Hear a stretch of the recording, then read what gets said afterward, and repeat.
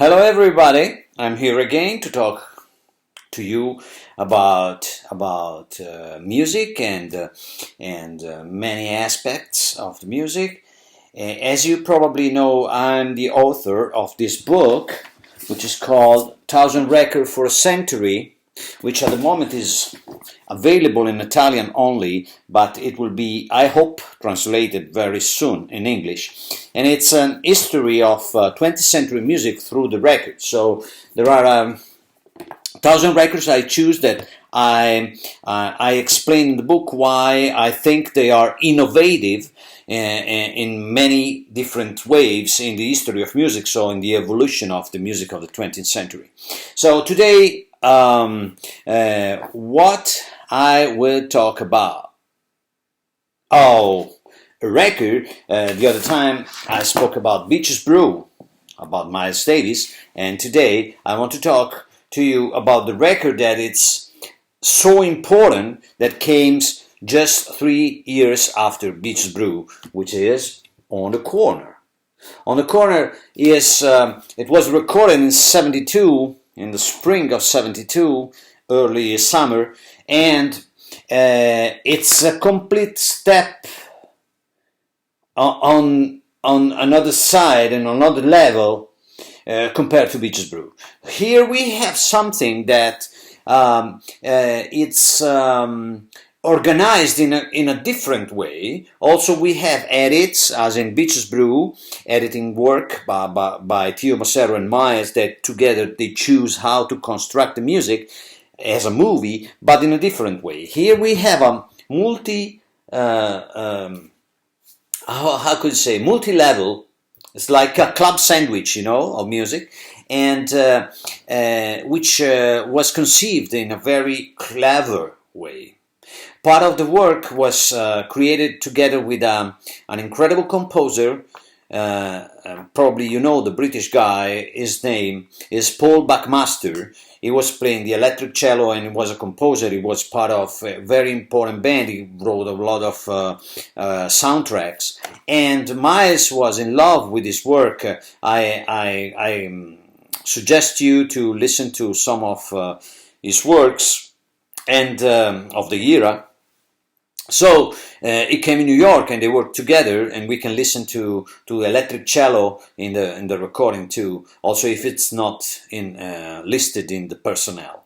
So, but at the first listening, many people thought that this record was simple, was just rhythm. They just jam on a single vamp. In fact, there are only two vamps. This is Black Satin, for example, and On the Corner, but it's not like that. So it's like to talk even about Stravinsky. Probably many of you knows the words of Theodor Adorno. He was saying that the music of Stravinsky was too much founded in rhythm, and that rhythm, he was saying that he was seeing that as a defect in the music. It wasn't something that he was very happy with it. But when you listen to the music of Igor Stravinsky, the Rite of Springs or the Firebird and the other works of the 20s, you can hear that this stratification of different rhythms and different things that are happening together is something that it's like a multidimensional situation. And in Miles' music, especially with the music after Beaches Brew, since the '75, we are in front of music that goes in that directions. And it was also something. It was also for Miles. It was also something that was I don't know the word. It doesn't come. Like a declaration. Not many people knows that in the first edition, that was wonderful designed by Corky McCoy. You see also in the back and also inside. You see what a wonderful work. And only a few people knows that in the first edition there wasn't the name of the band, of the personnel. Only later press, like this one, they added, you see, the names of the personnel of the band. So it was a declaration that went on the same line. I'll play and I'll tell you what it is later. You know, that was a very famous phrase by Miles Davis. So it was like why a critic should judge my work by the name of the people who plays in. Just listen to that. If you like it, it will be good. If you don't like it, it won't be good. Also, if it's Chick Corea or Dave Liebman playing inside, you know what I mean? Probably for marketing reason, they decided in the end to add the name of the band members, because it's an incredible band. It's Chick Corea, Herbie Hancock, Dave Liebman, Carlos Garnett, Benny Maupin, John McLaughlin, Michael Anderson, Jack DeJohnette, Billy Hart, Colin Walcott, Mtoumi, Don Elias, Badan Roy, you know, and Harold Williams. You know, it's incredible band, an incredible band. So, and Paul Buckmaster, that was forgot in the line notes.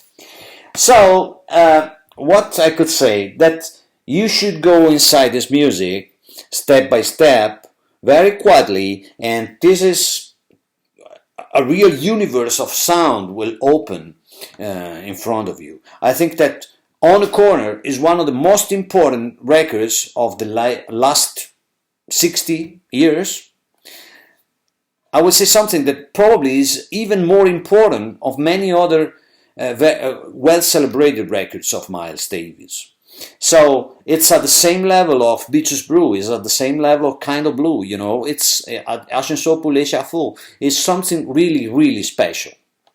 So if you will not have enough of the record when you will go in, you can also go to this, which is the complete box with 6 CDs of this era. It's not the complete session, the complete session. There are I have the session reels here, the copy of the session reels are something like 13 CDs or 14 CDs. It's something, they were recording like a lot in that period. But anyway, I suggest you to go inside this music.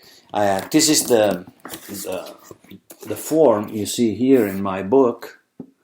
I speak about On the Corner, and before there's Yes and Pink. The record that was recorded just after, in chronological order, is Dark Side of the Moon. So this is the period, you know.